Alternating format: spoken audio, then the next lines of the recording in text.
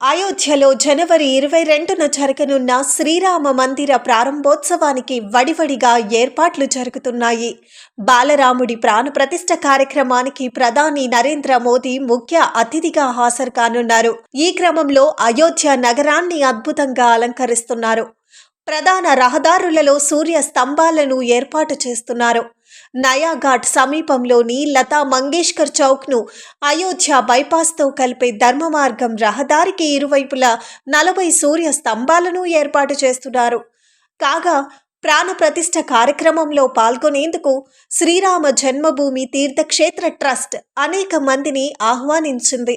4,000 మంది సాధువులు, 2,200 మంది ఇతర అతిథులకు ట్రస్ట్ ఆహ్వాన పత్రికలు పంపింది.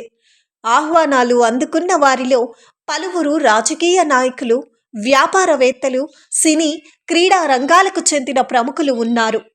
నటీనటులు విషయానికి వస్తే అమితాబ్ బచ్చన్, మాధురి దీక్షిత్, అనుపమా ఖేర్, అక్షయ్ కుమార్, రజనీకాంత్, సంజయ్ లీలా బన్సాలి, ఆలియా భట్, రణ్బీర్ కపూర్, సన్నీ డియోల్, అజయ్ దేవగన్, చిరంజీవి, మోహన్ లాల్, ధనుష్, రిషబ్ శెట్టి, ప్రభాస్, టైగర్ ష్రాఫ్, ఆయుష్మాన్ ఖురానా, అరుణ్ గోవిల్, దీపికా చికాలియా ప్రత్యేక ఆహ్వానం అందింది.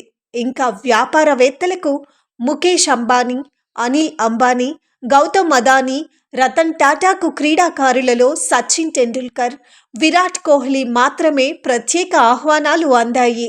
రాజకీయ నాయకులలో మల్లికార్జున్ ఖార్గే, సోనియా గాంధీ, అధీర్ రంజన్ చౌదరి, డాక్టర్ మన్మోహన్ సింగ్, హెచ్డి దేవ్గౌడ్, లాల్ కృష్ణ అద్వానీ, మురళీ మనోహర్ జోషీలకు అయోధ్య నుంచి ప్రత్యేక పిలుపుని అందజేశారు. శ్రీరామ మందిర ప్రారంభోత్సవానికి 22 వరకు వేచి ఉండాల్సిందే.